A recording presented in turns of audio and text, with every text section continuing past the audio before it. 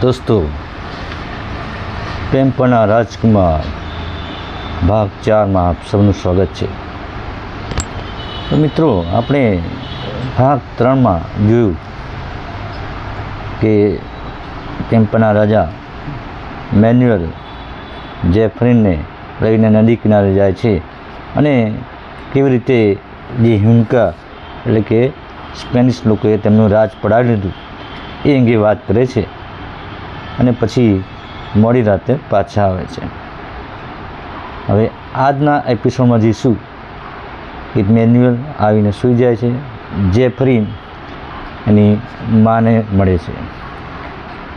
જેફરીન કહે છે, અરે માં, તું હજી જાગે છે? રોઝારિયા, હા, હું તારી સાથે થોડી વાત કરવા માગું છું।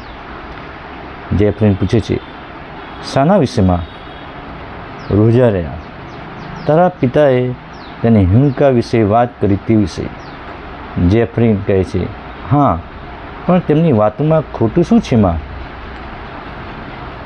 રોઝારિયા કહે છે, ઘણું ખોટું છે। તે હજી યુદ્ધની માનસિકતા ધરાવે છે। તે પોતાનું અને જાતિના અભિમાનને સંતોષવા સમગ્ર પેમ્પાના લોકોને યુદ્ધમાં હોમવા માગે છે। જેફરીન પૂછે છે, પણ એમાં ખોટું શું છે માં? ત્યારે રોઝારિયા જવાબ આપે છે, યુદ્ધમાં સહન ફક્ત સ્ત્રીઓ જ કરવાનું હોય છે।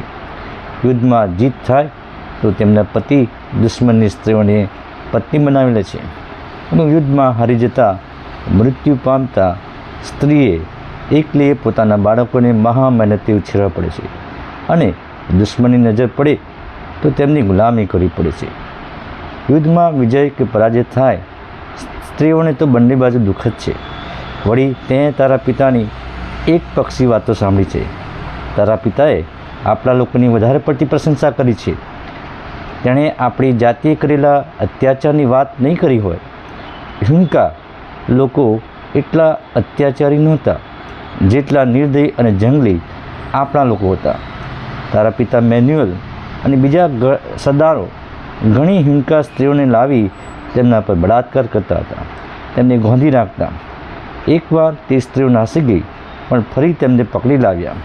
તે સ્ત્રીઓની ચામડી ચપ્પા વડે કાપતા। તે સ્ત્રીઓની ક્રૂર ચીસો સંભળાતી। તારા પિતાને પહેલેથી ગોરી સ્ત્રીઓ પસંદ હતી। તેમાંથી એક સ્ત્રીને પોતાની ઘણી બધી પત્નીઓમાંની એક બનાવી। આ સાંભળી જેફરીન કહે છે, અરે માં, તું તો જાણે એ સ્ત્રીઓમાંથી જ કોઈ એક હોય તેવી વાત કરે છે। શું તે આ બધું નજરે જોયું હતું? રોઝારિયા ત્યારે જવાબ આપે છે, હા બેટા, મેં બધું જ નજરે જોયું હતું અને ભોગવ્યું હતું। તેમાંની જ હું એક હુન્કા સ્ત્રી તારી માતા છું। ત્યારે જેફરીન કહે છે, ના માં, ના, તું હુન્કા ન હોઈ શકે। મને હુન્કાઓ તરફ નફરત છે, કેમ કે તેમણે આપણા લોકોને બરબાદ કર્યા। ત્યારે રોઝારિયા કહે છે, પણ બેટા, ત્યારે જેફરીન કહે છે, ના માં, હું કશું સાંભળવા માગતો નથી। હું હુન્કાને ધિક્કારું છું। હું હુન્કા નથી। મારો શરીરનો એક પણ ભાગ હુન્કા નથી।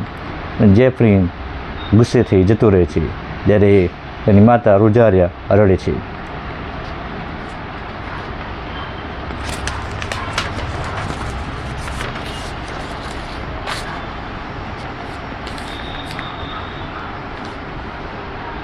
બસ મિત્રો, આજના એપિસોડમાં આટલું જ।